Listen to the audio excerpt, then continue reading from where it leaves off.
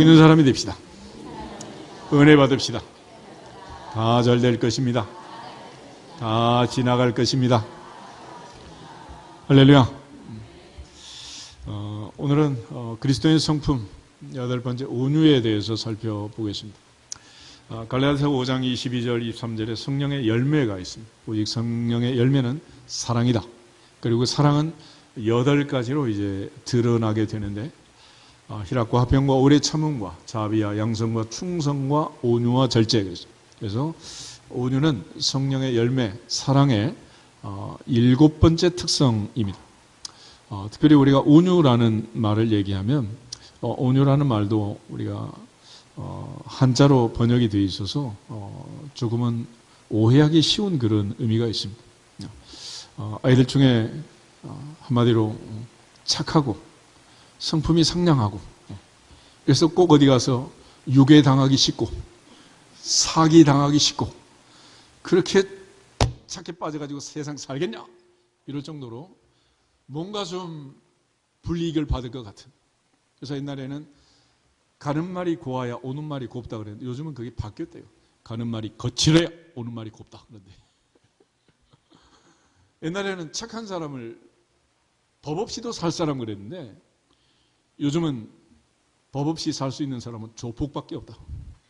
뭐 청와대도 국회도 전부 다 그냥 조폭 같잖아 막. 도대체가 온유하고 부드러운 부분이 하나도 없습니다. 모두가 그냥 북한도 계속 미사일을 쏴대고 있고 전쟁은 끝이지 않고 이런 험악한 세상에서 우리가 온유하게 살아서 되겠느냐? 정말 이 효과가 있겠느냐? 주님 2000년 전에 말씀하셨는데 이렇게 살아가지고 살 수 있겠냐는 거예요. 그런데 우리가 이 온유라는 성품은 그렇게 겉으로 나약하고 유약한 그런 성품이라기보다는 외유내강이라는 말이죠. 겉으로는 한없이 부드럽지만 안으로는 단단한, 조금도 흔들리지 않는 자존감과 자신감이 충만한 온유하고 겸손하신 주님의 마음이고 특별히 민수기 12장에 가면 모세를 가리켜서 모세는 지면의 모든 사람보다 온유함이 뛰어났다라고 얘기를 합니다. 그래서 이 온유라는 말은 히브리어로 아나우라고 하고 헬라어는 프라우테스라고 하는데 이 단어는 3가지 경우에 사용을 했어요. 첫째는 얼마 전에 태풍이 지금 올라오다 대만 쪽에서 열대성 저기압으로 사라지고 한반도에 영향을 안 줘서 다행인데 강풍, 태풍이 불다가 바람이 잔잔해졌을 때 예수님 말씀할 때 바람과 바다야 잔잔하라 잔잔하라 이럴 때 바람이 잔잔하게 된 상태를 가리켜 온유라고 해요. 온유.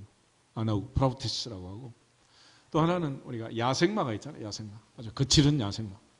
그 누구도 길들일 수 없는 그 야생마를 조련사가 잘 훈련을 시켜서 준마가 되었을 때 그 모든 고집과 성질을 버리고 아주 양순한, 유순한 주인이 타고 다니고 주인의 아들도 태워도 충성하는 그런 준마로 변화되었을 때 그때 아나우 또는 프라우티스라고 하는.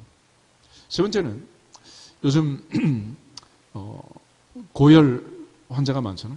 갑자기 열이 오르고 또 고열이 되고 또 갱년기가 되면 뭐 한겨울에도 부채질을 하고 막 그래서 갑자기 올라갔다 내려오고 그러는데 고열이 올라갔다 열이 떨어졌을 때 그러니까 댕기열이고 뭐고 그야말로 죽을 병에 열사병에 걸렸다가 열이 내리고 건강하게 몸이 회복된 상태인 걸 프라우티스, 아나우라고 합니다. 그래서 온유라는 것은 그저 겉으로만 나약하고 유약한 그런 성품이라기보다는 이건 하나님의 성품이고 그리스도 예수의 마음이고 그런 차원에서 많은 훈련과 연단을 통해서 마침내 온유가 드러나게 되는 겁니다. 오늘 민수기에 이제 모세가 이 온유를 상실함으로써 가나안에 못 들어가게 되는 장면이 기록되어 있는데 민수기 12장을 먼저 한번 보겠습니다. 민수기 12장을 보시면 1절부터 3절에 모세와 더불어서 미리암과 아론이 비방하는 다투는 장면이 나와 있습니다. 1절에서 3절 같이 한번 보겠습니다. 모세가 구수 여자를 취하였더니 그 구수 여자를 취하였으므로 미리암과 아론이 모세를 비방하니라. 그들이 이르되 여호와께서 모세와만 말씀하셨느냐 우리와도 말씀하지 아니하셨느냐 하매 여호와께서 이 말을 들으셨더라. 이 사람 모세는 온유함이 지면의 모든 사람보다 더하더라. 아멘. 이 사람 모세는 온유함이 지면의 모든 사람보다 더했다. 그런데 우리가 잘 아는 것처럼 모세는 온유한 사람이라고 하기에는 좀 과격해요. 그렇잖아요. 나이 40에 사람을 죽였습니다. 살인죄를 지은 사람. 그렇죠? 그리고 또 도망을 쳐가지고 미디안 광에서 40년 동안 숨어 살던 사람. 그리고 마지막에 하나님께서 그를 불러서 애굽에 10가지 재앙이 내리고 그 많은 기사와 표적과 능력을 행하면서 하나님의 일을 하게 되었는데 이 모세가 구수 여자를 취했다. 이걸 가지고 미리암과 아론이 모세를 비방했다. 비방. 요즘으로 하면 악플을 단 거지. 악플. 그런데 3절을 보면 이 사람 모세는 온유함이 지면의 모든 사람보다 더했다. 그리고 거기에 대해서 모세는 한마디도 말을 하지 않는 거예요. 이상하죠? 미리암이 아론이 구수 여자를 취한 걸 가지고 비방을 하는데 또 실제로 그는 명목상의 이유였고 2절을 보면 여호와께서 모세와만 말씀하셨느냐 우리와도 말씀하지 아니하셨느냐 이러면서 모세를 비방합니다. 모세가 출애굽을 하면서 민수기 12장 5에 되면 이제 모든 사람에게 보이는 것은 누구밖에 없어요? 모세밖에 없는 거예요.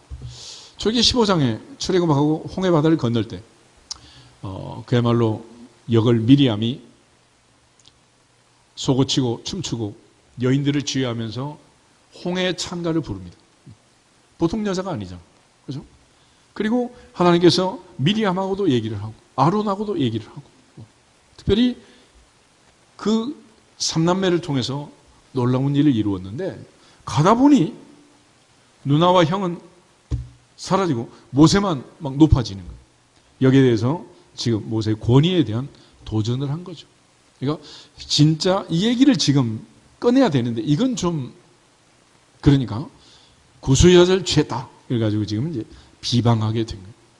그런데 모세는 온유함이 지면의 모든 사람보다 더했다. 그러면서 아무 얘기를 하지 않습니다. 모세가 여기서 온유함이 모든 사람보다 더했다 그럴 때 그 온유란 게 뭐겠어요? 옛날 성질로 하면 한방 나갈 것 같아 안 나갈 것 같아? 내가 누구를 취하든지 말든지 뭐 누나가 형이 보태준 거 있냐 이러면서 그럴 것 같은데 모세는 한마디 얘기하지 않았어요. 여기서 우리가 외유내강을 얘기했는데 그런 본래 타고난 성품이라기보다는 많은 훈련과 연단을 통해서 후천적으로 형성된 성품.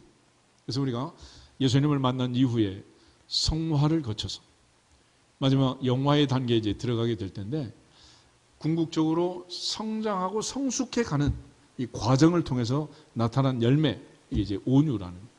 그래서 온유라는 것은 성령의 열매이고 그 성령의 열매, 사랑이 발현될 때 온유라는 특성으로 드러나게 된다.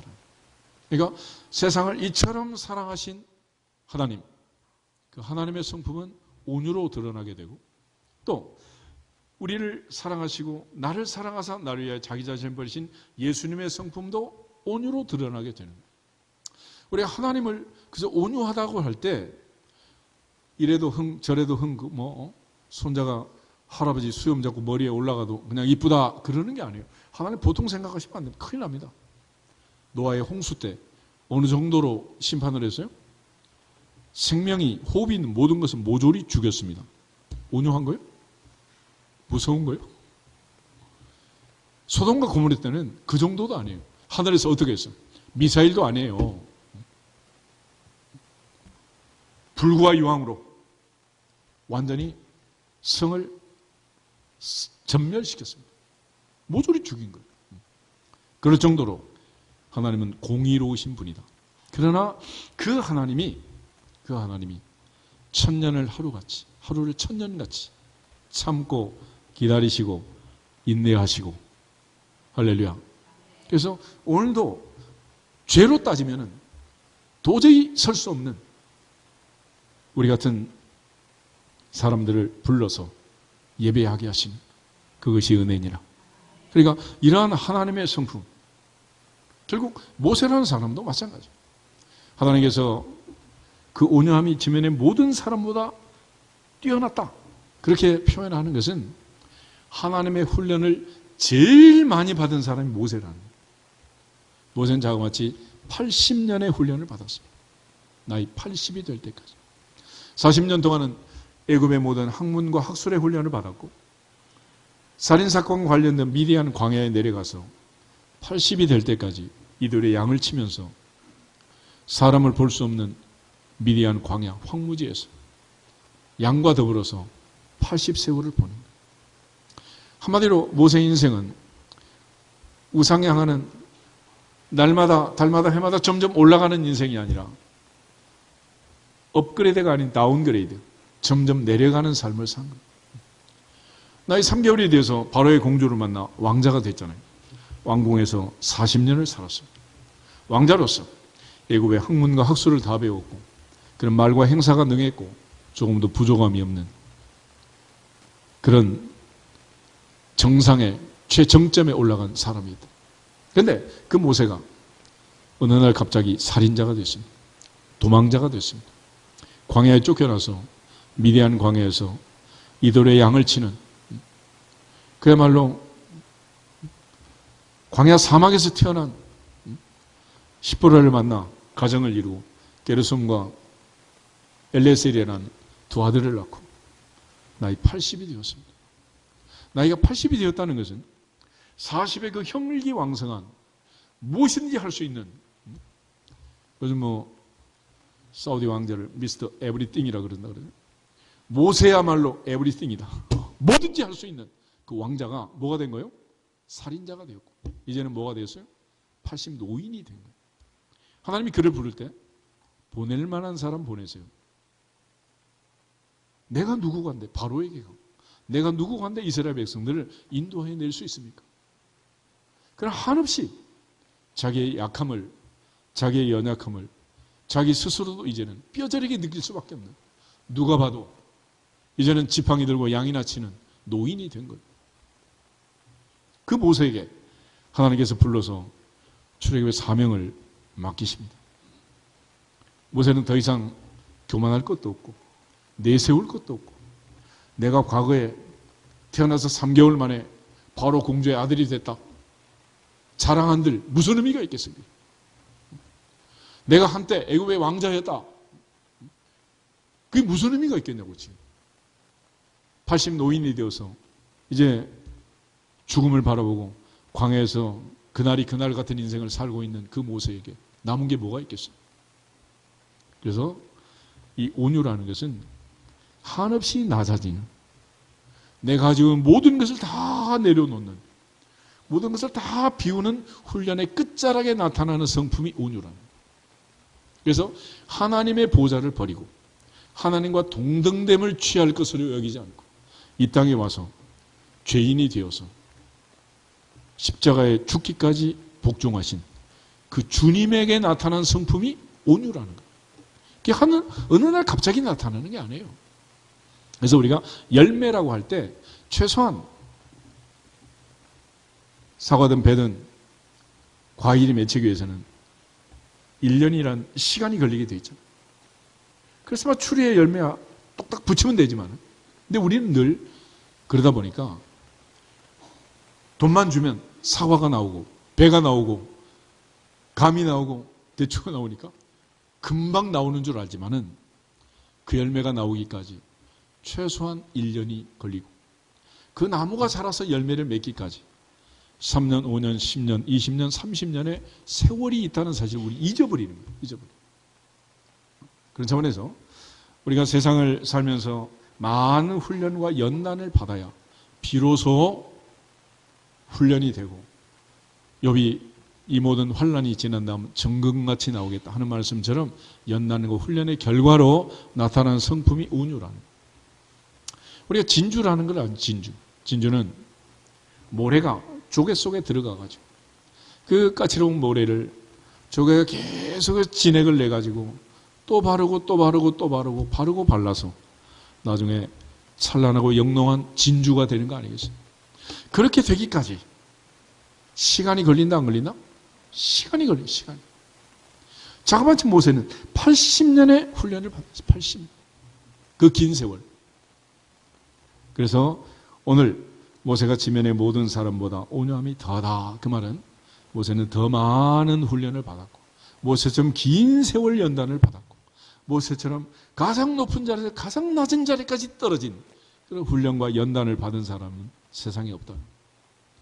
그런데 우리는 모세의 그 온유함과 모세의 기적과 능력, 그거는 슈퍼에서 과일 사듯이 따먹고 싶고, 모세의 훈련은 받고 싶어 받기 싫어.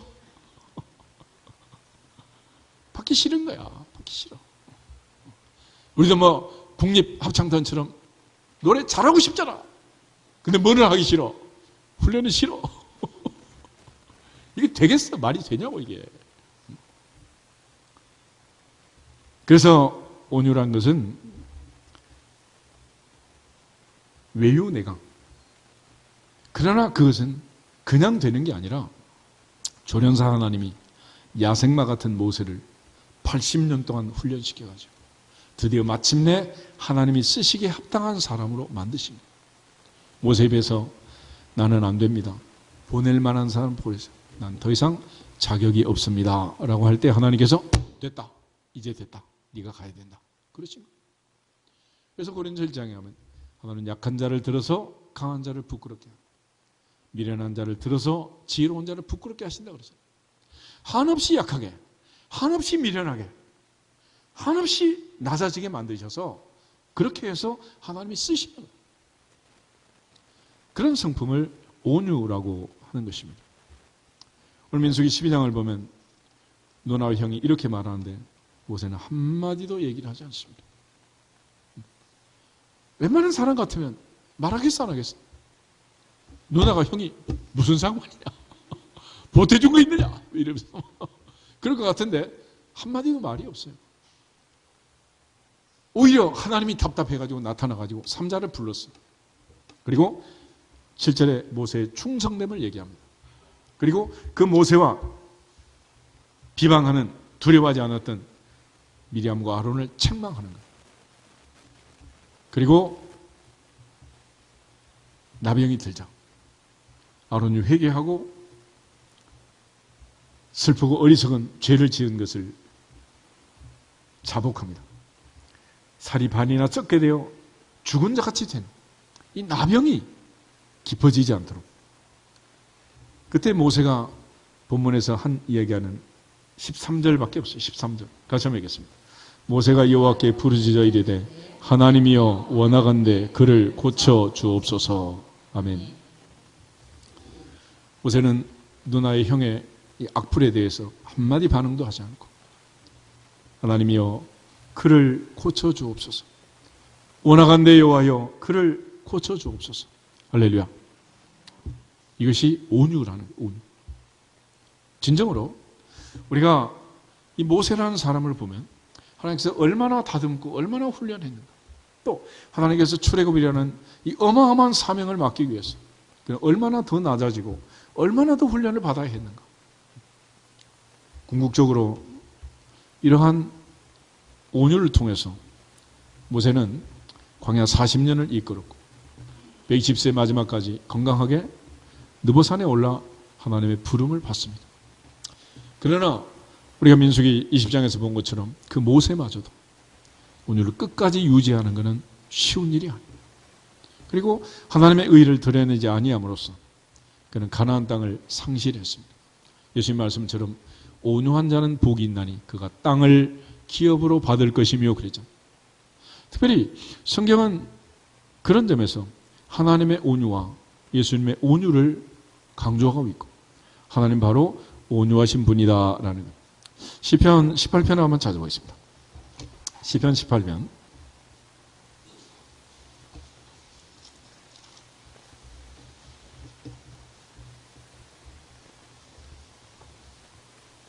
35절 한 절만 가지겠습니다. 또 주께서 주의 구원하는 방패를 내게 주시며 주의 오른손이 나를 붙들고 주의 온유함이 나를 크게 하셨나이다. 아멘. 주의 온유함이 나를 크게 하셨나이다. 다윗은 하나님의 온유함, 그 하나님의 온유함, 나를 훈련하시고 나를 낮추시고 나를 온유하게 하신 그 하나님의 온유함으로 내가 이 사명을 감당할 수 있습니다 라고 얘기하는 거예요. 이 시편 18편 1절을 보면 이렇게 되어 있잖아요. 표제가 여호와께서 다윗을 그 모든 원수들의 손에서와 사울의 손에서 건져주신 날 다윗이 이 노랫말로 하나님께 아뢰었다. 다윗은 하나님의 온유하심으로 온유함의 훈련을 하시고 그 온유함을 주셔서 그 온유함으로 나를 크게 하시고 이기게 하셨습니다. 고백합니다. 그러니까 다윗은 사울을 죽일 수 있었지만은 죽이지 않았습니다. 못 죽인 거예요? 안 죽인 거예요? 안 죽인 거예요. 그걸 온유라고 하는 거예요. 못해서 못하는 게 아니라 할 수 있어도 안 하는 거예요. 그걸 외유내강이라고 하는 거예요. 궁극적으로 하나님은 이 온유의 훈련을 시켰어요. 다윗은 누가 봐도 모자란 사람이었어요. 사무엘 이새의 집에 기름 부으러 갈 때 그날 누가 왕이 될지 아무도 몰랐지만 왕이 안 될 사람은 딱 한 사람 정해져 있었어요. 그래서 막내 다윗을 양을 치도록 하고 남겨둔 거 아니겠어요? 아버지가 봐도 형이 봐도 얘는 왕제가 아니란 말이에요. 그러나 하나님께서는 그 중심을 보시고 그를 왕으로 삼았고 그는 마침내 왕이 되고 적들을 물리친 다음에 주의 오른손이 주의 온유함이 나를 붙들고 나를 크게 하셨나이다. 할렐루야. 다윗은 그 주님의 온유함을 선포한 것입니다. 특별히 다윗에게 있어서 그 하나님의 온유함, 그 온유함은 모든 면에서 그에게 주어진 가장 중요한 훈련이었습니다.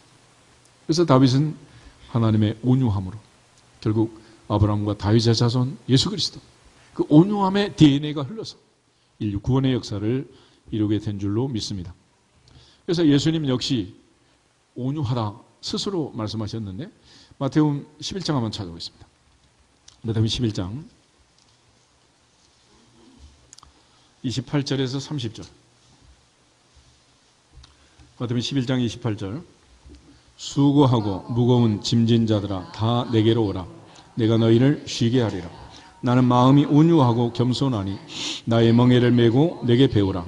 그리하면 너희 마음이 쉼을 얻으리니 이는 내 멍에는 쉽고 내 짐은 가벼움이라 하시니라. 아멘. 예수님께서 친히 나는 마음이 온유하고 겸손하다 그랬습니다. 선지자 이사야는 바로 예수님이 온유하고 겸손하신 분으로 이 땅에 와서 그 온유함과 겸손함으로 십자가를 지시고 인류를 구원할 것을 예언했어요.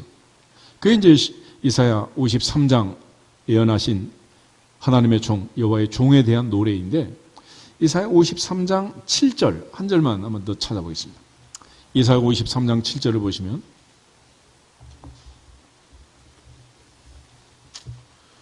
1034페이지 이사야 53장 7절 그가 곤욕을 당하여 괴로울 때에도 그의 입을 열지 아니하였으며 마치 도수장으로 끌려가는 어린 양과 털 깎는 자 앞에서 잠잠한 양같이 그의 입을 열지 아니하였도다. 아멘. 예수님께서는 능력이 없어서 끌려간 게 아니고 힘이 없어서 잡혀간 게 아니고 털이 깎이는 양처럼 도수장으로 끌려가는 양처럼 입을 열지 않았다. 주님은 가야바의 법정에서 헤롯의 법정에서 빌라도의 법정에서 침묵하셨습니다. 할 말이 없어서 안 하신 겁니까? 능력이 없어 안 하신 겁니까? 로마의 군병들이 새벽 예수님을 체포하러 왔잖아요. 예수님의 제자 베드로가 말고의 귀를 잘랐습니다. 예수님께서 붙여주시면서 이것까지 참으라 말씀하시고 내가 지금 힘이 없어 잡히는 줄 아느냐 능력이 없어 잡히는 줄 아느냐 내가 지금 하늘의 천군 천사를 동원할 수 없어서 내가 이 수모를 당하는 줄 아느냐? 아니라는 거예요. 내가 지금 12사단을 동원해서 천군 천사를 동원해서 얼마든지 물리칠 수 있다. 그러나 그렇게 하지 않는다는 그것이 온윤이라. 그것이 온윤이라. 그러니까 할 수 있지만 참는 거예요. 안 하는 거예요. 할 수 없어서 어쩔 수 없이 끌려가는 것. 그런 인생이 아니라는 거예요. 그러면서 사도 바울은 자기의 사명을 위해서 예수님처럼 달려갈 길을 마칠 때까지 붙잡혀가지 않고 붙들고 갔습니다. 끌려가지 않고 끌고 간 거예요. 사도 바울은 달려갈 길을 마치고 믿음을 지켰다.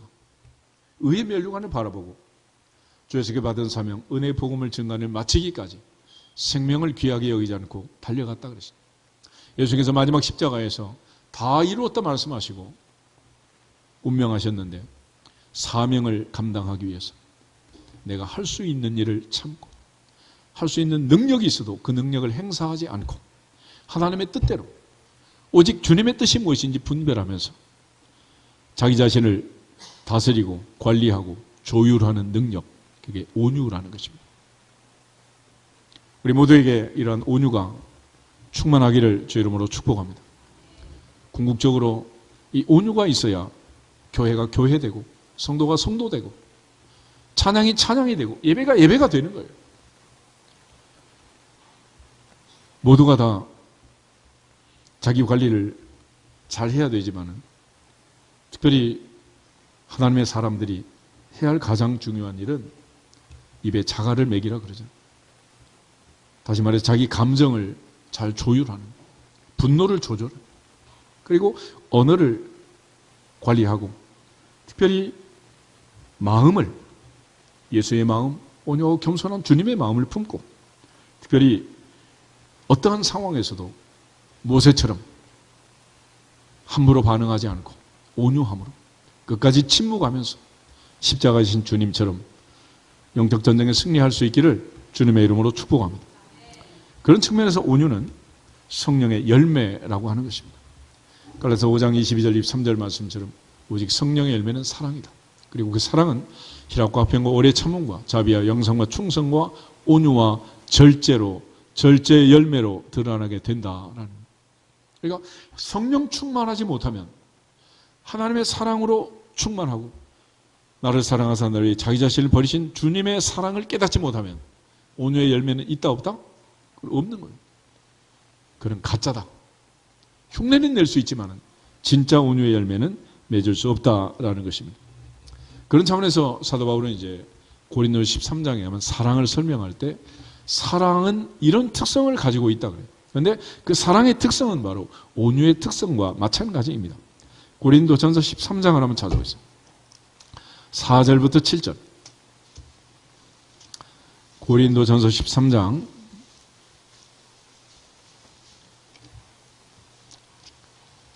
4절에서 7절 말씀 같이 읽겠습니다.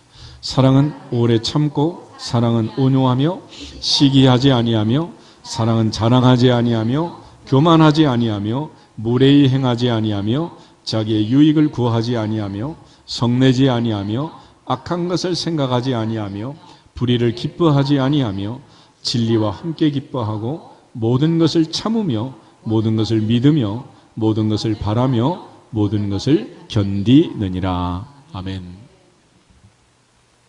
이것이 사랑이다.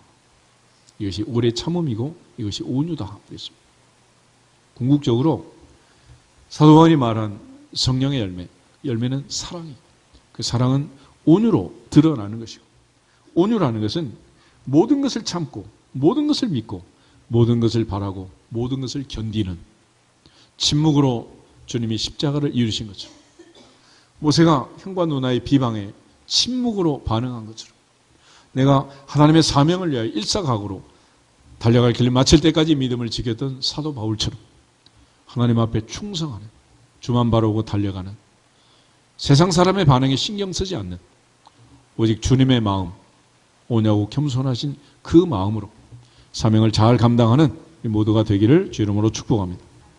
그래서 이 온유라는 것은 사도 바울은 모든 성도의 성품, 가장 중요한 성품이 온유라고 강조를 해요. 에베소 4장을 한번 찾아보겠습니다. 에베소 4장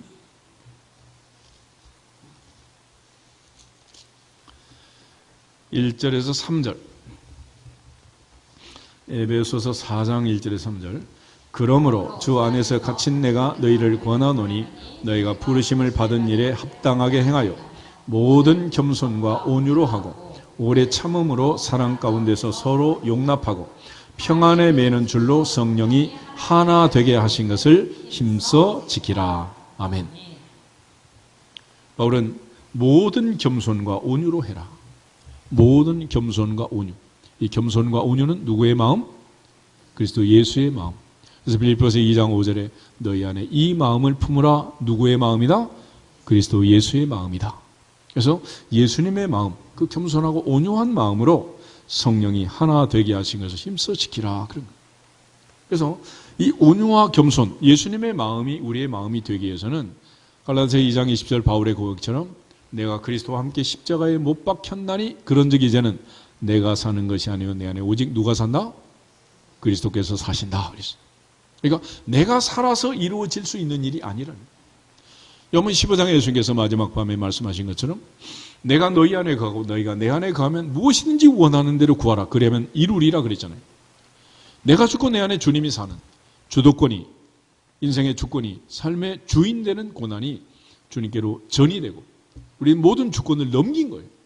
그럴 때 비로소 온유한 삶을 살 수 있는 것이고 그때 비로소 사명을 감당할 수가 있다.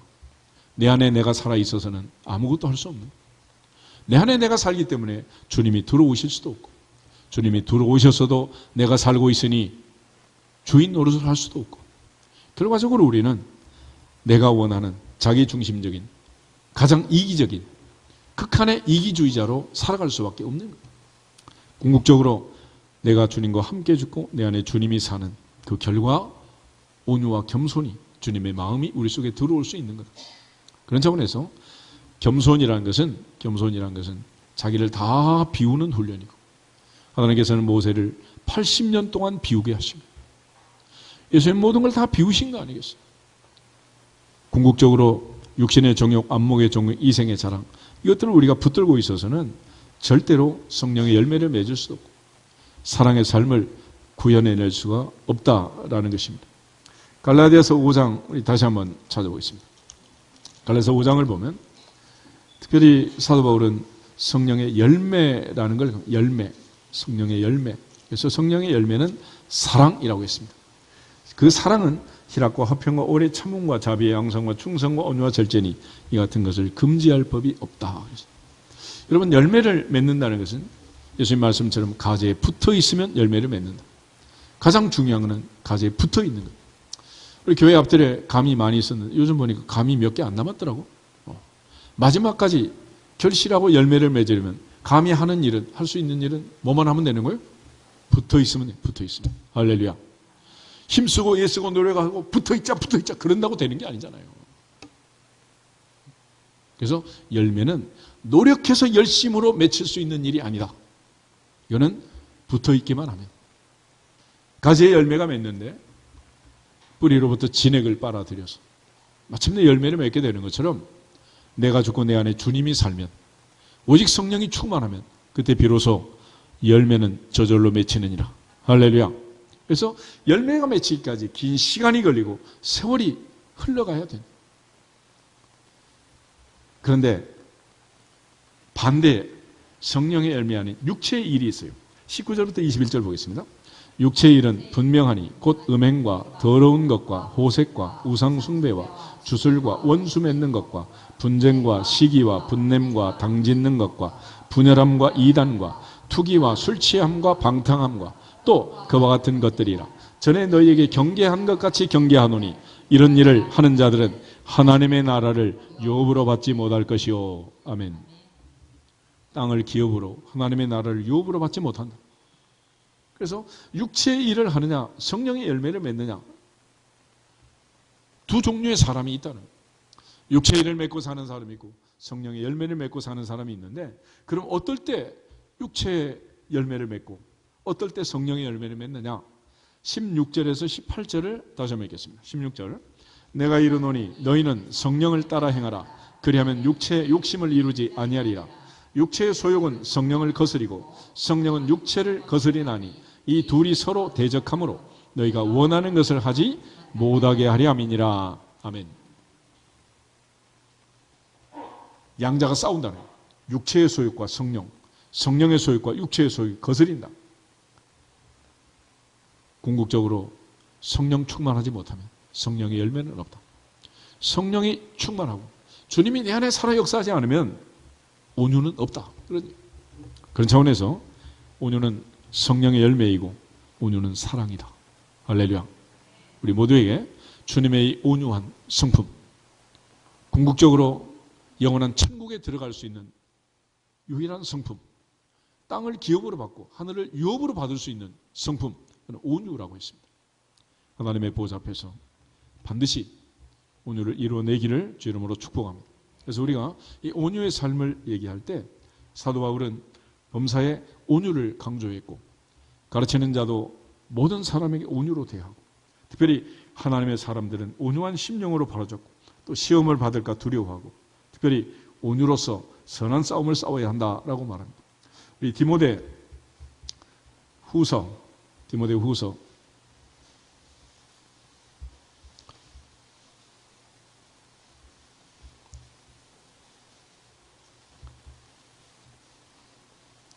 2장을 먼저 한번 보겠습니다.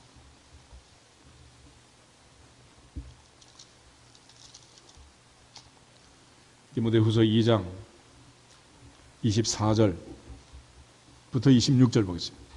주의 종은 마땅히 다투지 아니하고 모든 사람에 대하여 온유하며 가르치기를 잘하며 참으며 거역하는 자를 온유함으로 훈계할지니 혹 하나님이 그들에게 회개함을 주사 진리를 알게 하실까 하며 그들로 깨어 마귀의 올무에서 벗어나 하나님께 사로잡힌 바 되어 그 뜻을 따르게 하실까 함이라. 아멘.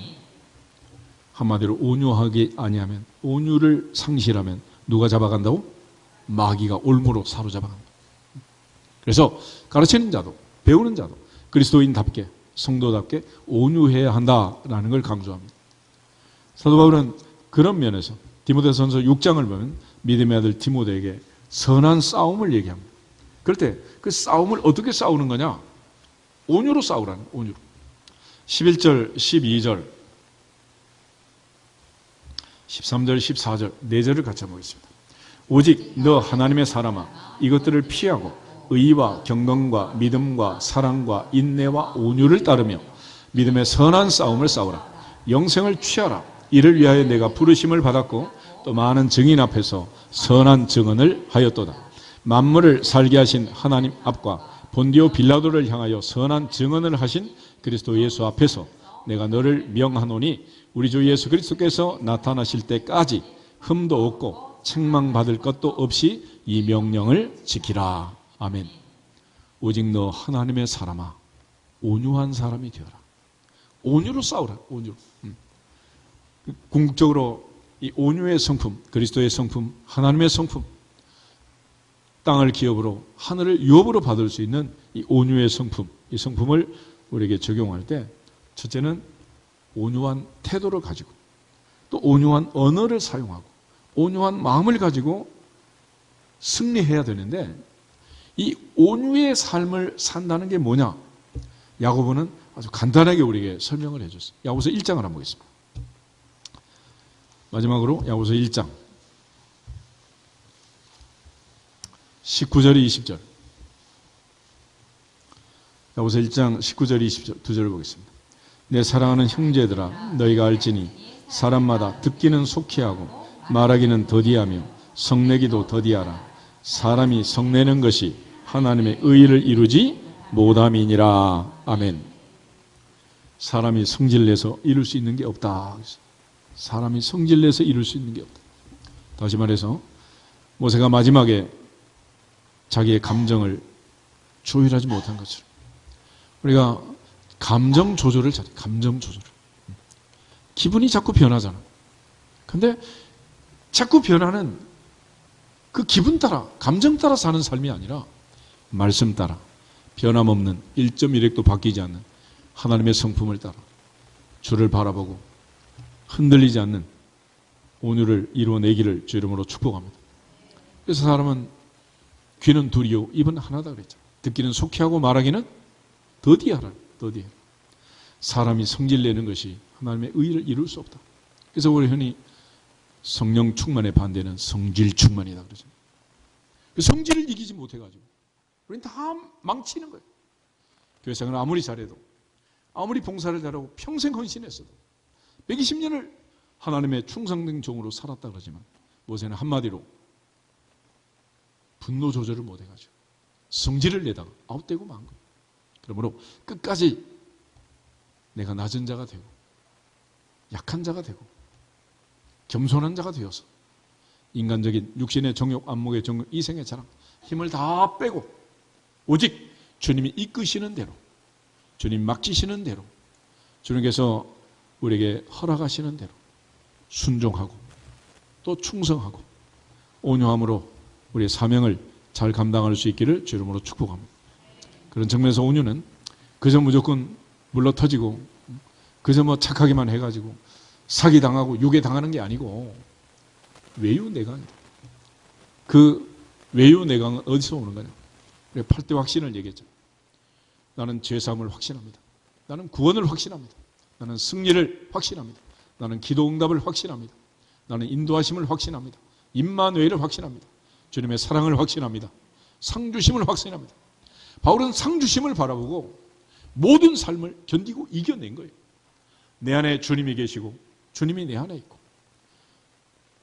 하나님이 나를 구원하신, 나를 사랑하신다는 이 분명한 자존감과 자신감이 있을 때 바로 그 강력한 내면의 단단함으로부터 온유가 나오는 거예요. 그게 없으니까 바리새인처럼 하루 3번 기도해도 마음이 허한 거고 아무리 열려라 참깨를 3000년 해도 응답이 없기 때문에 허한 거예요. 속이 허해.